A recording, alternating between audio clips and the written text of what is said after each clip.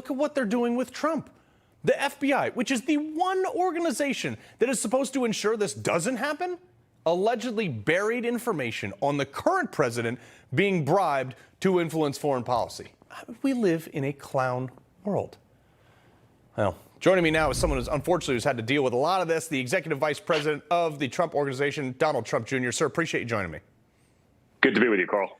All right, so this is crazy. We are seeing this reporting as recently as today. Hunter Biden, okay, clashing with his father's White House counsel over strategies for dealing with the legal battles. Oh, I mean, I got an idea. Just turn everything over. If you're caught, right?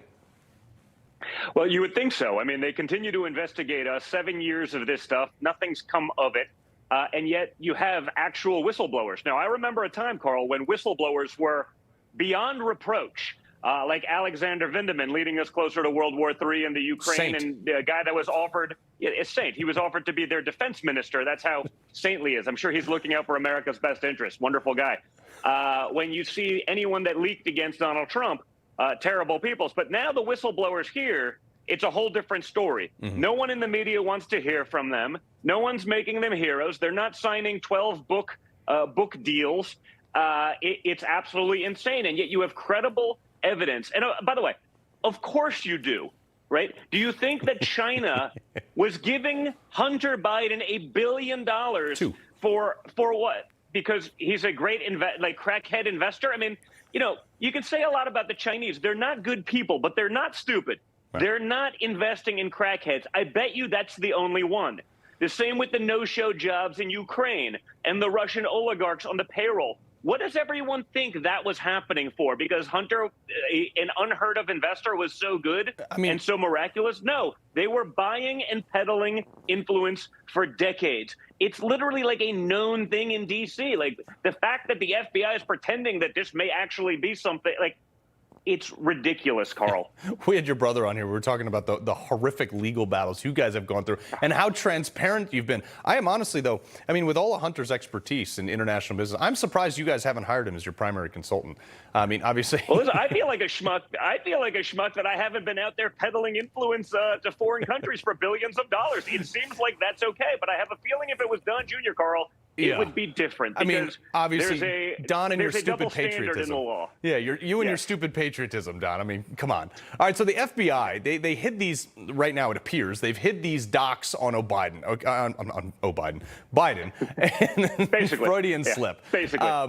So they've hid all these documents, and the bigger problem is, like, yes, does it look like he did this? Sure. Is this really bad luck for the sitting president? Absolutely. But the bigger problem is you have an entire law enforcement agency that sat on this for like 10 years.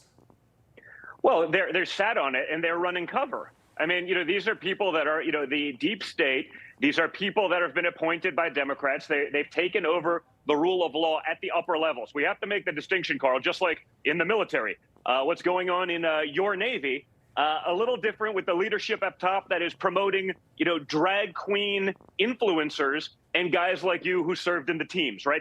There's two different things. The door kickers are not the same as the bureaucrats. Right. So we always have to make that distinction. And the same is in the FBI. The guys that are the door kickers, the amount of guys that come up to me and they can't believe what's going on. But that doesn't stop them. That doesn't stop the leaders from using the hostage rescue team, like, you know, the SEAL teams of federal law enforcement, to exercise a search warrant at Mar-a-Lago. That's not because they're better at search warrants. That's not what they do. They take out terrorists on planes.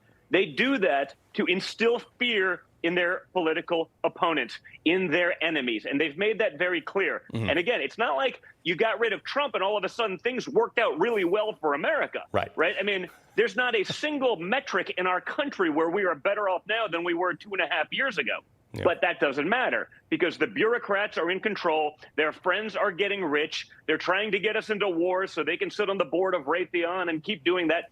It's absolutely disgusting what's going on in our country. They are pillaging our resources. They are enriching themselves. They are corrupted and they are broken. And it has to stop. And if everyone doesn't see it at this point, you know, there's not much help. Yeah.